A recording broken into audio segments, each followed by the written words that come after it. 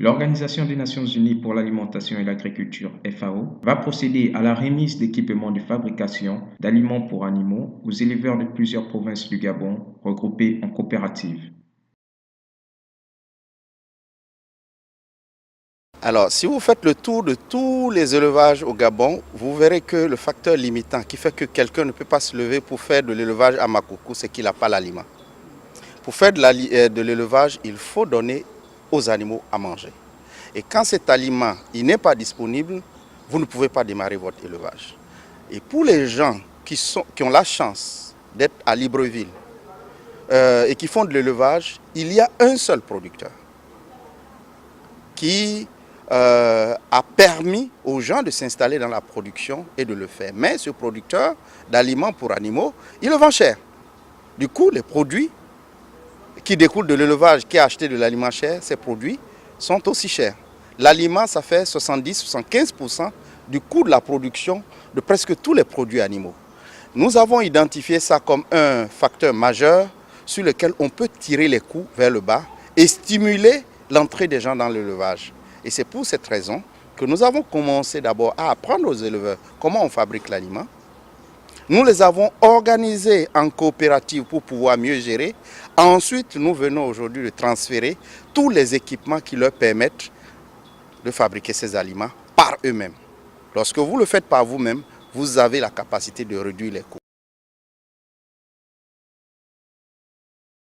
Nous avons fait une enquête sur le terrain pour voir qu'est-ce qui est disponible comme matière première qui peut permettre de faire ces aliments. Vous savez que toute la drèche de bière qui est produite par la Sobraga au Gabon, une grosse partie est jetée. Et ça entre dans la production d'aliments pour animaux. Nous avons été à la SUCAF, à Franceville. Il y a un produit qu'on appelle la mélasse, qui n'a pas de marché, qui ne s'utilise pas. Ça se jette aujourd'hui.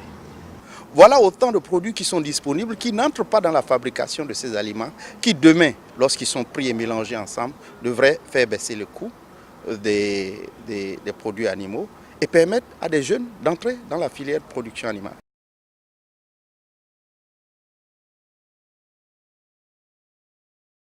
La sécurité alimentaire et nutritionnelle part de la diversité des produits qui arrivent sur la table du consommateur.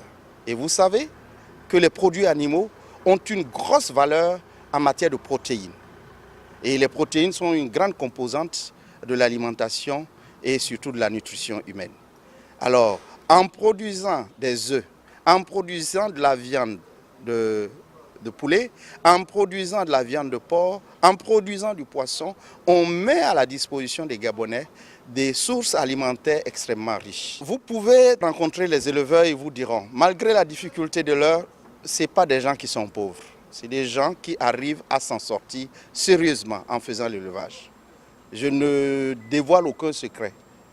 C'est seulement des gens qui font leur richesse tapis dans l'ombre. Ils commencent un peu, mais ils ont de gros chiffres d'affaires. On peut s'en sortir.